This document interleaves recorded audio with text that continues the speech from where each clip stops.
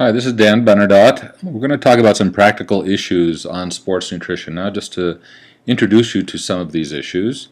Uh, First and foremost, it's important to know that physically active people need to eat more, but because they're physically active, they have less time to eat more food and to drink more beverages. So it's something that can't be left to chance. It's really physically active people must plan their day and they must figure out a way to make the eating an integral part of their physical activity for them to get the best benefit from it. And schedules are a high priority, but very rarely, unless you really have talked with an athlete and explained to them the importance of it, is good nutrition as high a priority as getting the workout in. So the best way to think about it is a good workout will only occur in a well-nourished athlete. One of the really interesting things, you should learn to become label readers, because most people don't understand what some of the terms on labels actually mean, and they're really fascinating, these terms.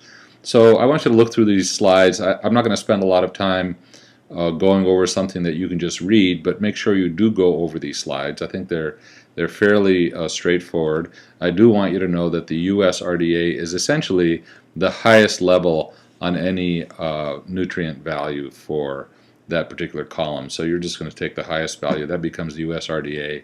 And on a package or a can where it says a percent of the USRDA, then that actually is the highest value that you'd find on any column for that nutrient.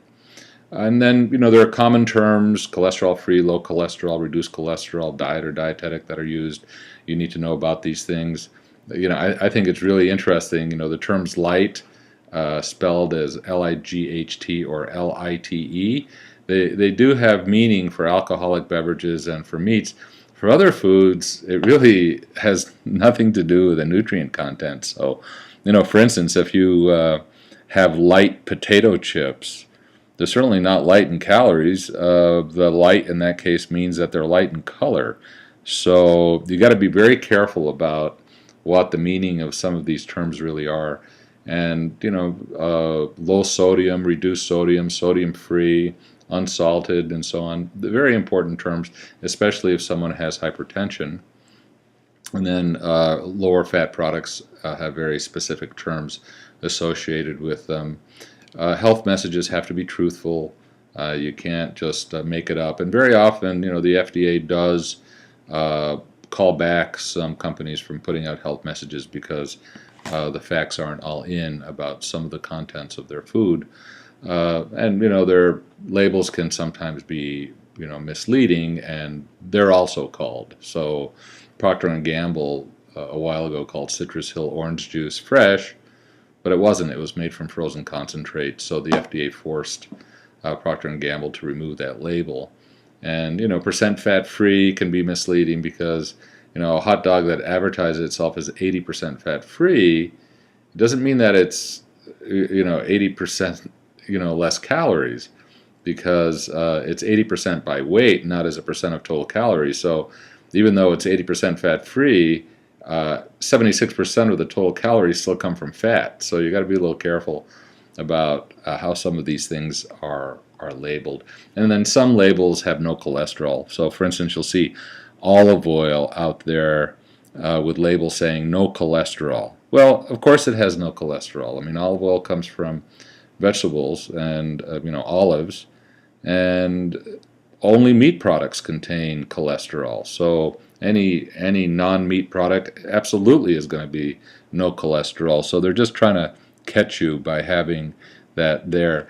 So if you look at this is a kind of a confusing label. This is from Quaker's Chewy S'mores flavored granola bars, which I'm sure all of you have seen. But let's just follow the sugar in this. It's very interesting. So it has granola, and granola is made of rolled oats, rolled whole wheat, brown sugar, and then it has partially hydrogenated vegetable oil, and then it has non-fat dry milk, dried unsweetened coconut, which contains, it has some honey in there, and then it has corn syrup, and then semi-sweet chocolate chips, which contain sugar, and then it has Rice Crisps, which has sugar, and then it has brown sugar and corn syrup solids, which are sugar, and then it has sugar and corn syrup. So, as you go through this, really what you're looking at is sugar with some other things around it, because sugar is built into so many of the subproducts in this listing. You really get a huge dose of sugar. So if they were to actually list it, but by what the basic ingredients are, because it has to be from high to low ingredient in the package, you've got to be pretty sure that sugar is going to come up there as pretty high on the list as being the major ingredient. But because of the way it's listed here with kind of hidden in other products, so Rice Crisp, for instance, is a product that they can put there, and even though Rice Crisps consist of rice, sugar, salt, malt, brown sugar, corn syrup solids, and so on, they don't have to list the sugar as the one of the predominant products. So you just have to be a little careful as you look at it. Then I'll let you look through the rest of this on your own, and perhaps we can have a little discussion about it. One of the things I want you to notice here is, I think is very important, there's some just practical information in here on what, in general, physically active people should be doing before an event, during an event, and after event. So let's go through through these particular facts. I put up a chat on this so we can talk about it during the week if you'd like to, and hope you enjoy this particular slide set. Thank you.